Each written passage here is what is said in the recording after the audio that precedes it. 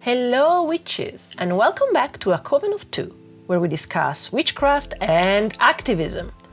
You can call me Isha, my pronouns are she, they. And today is the 4th day of the 12 days of Yule.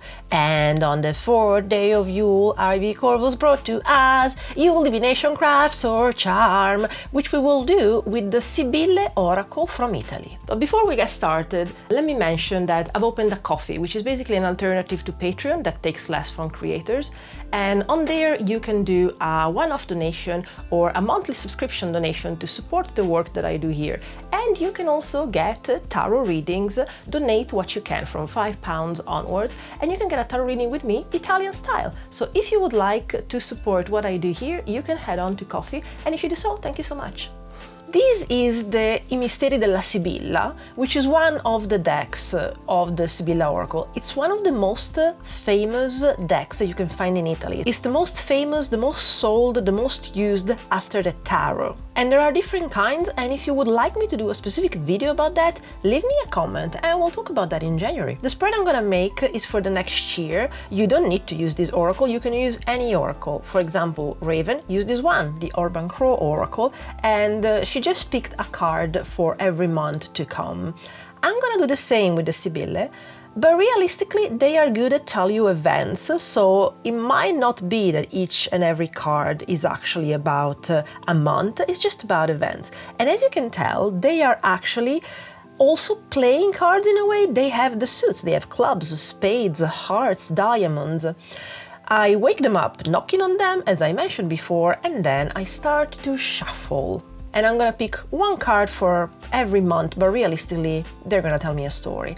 I'm gonna spread them out, and then I'm gonna pick 12. Make sure that you do it with your left hand, and make also sure that nothing is crossed, because it's the Italian way.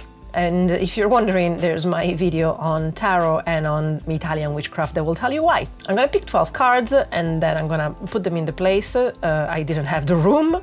I'm gonna turn them around and then I'm gonna look at them one by one. Let's see. We start off with Speranza, hope. This card depicts situations that are evolving in a positive way. It gives hope, like the card says.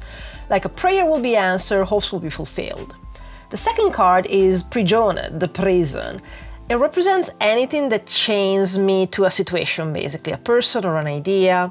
The third one is Il Messaggero, the messenger. It might actually just mean news is arriving. The fourth one are the Sponsali, which are the married couple, indicates commitment or a contract, something legal. The fifth one is the Sorpresa, surprise, something good coming this way, and accelerates the time frame of the reading as well. The sixth one is Regali, the gifts, and it's not necessarily positive, it's just something is coming this way, either material or a proposal of some kind. Same with Il Mercante, the merchant. It's neutral, it can actually indicate a person, possibly a man. The next one is Superbia, haughtiness, and it's actually a very good card according to the Sibille because it's really deep in Italian culture, and in Italian culture that's a good thing. You have divine protection with it. This is Allegrezza, happiness. Arrival of good news, fulfillment and recognition, basically happy times for everyone. This is not a good card, this is Il Vedovo, the widower. It's a person that has closed off from the world. This one is Gelosia, jealousy. It represents deception, apathy, anguish, and it can relate to, this card, which is L'Amica, the friend, usually female friend. It's usually neutral, and therefore the cards around it will define it. So, let's look at the entire spread all together.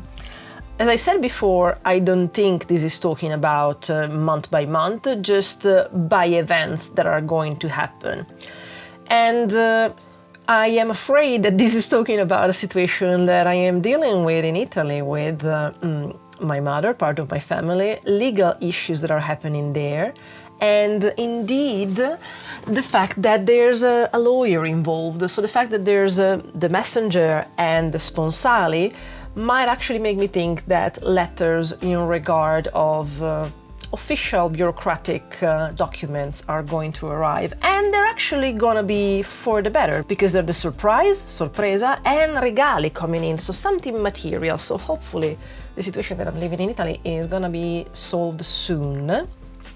There might be concerns about someone that could be a bit proud and cannot concede, and that reminds me a lot of my mother. But at the end of the day, between Allegrezza and Amica, I am pretty confident it should end well. The only thing that slightly concerns me is that we have the Vedovo, Gelosia, and Amica. And because Amica is a good card, and along with jealousy, ironically, might just mean that someone cares so much about you that it's sort of possessive. With the Vedovo there, I wouldn't exclude that actually is talking about my mother, the Vedovo card specifically. But yeah, let's just say, without going too much into detail, that I feel that if this is talking about my next year coming, it's basically telling me that there'll still be ups and downs, some blocks, some developments, but overall the situation is gonna move forward and in a materially positive way.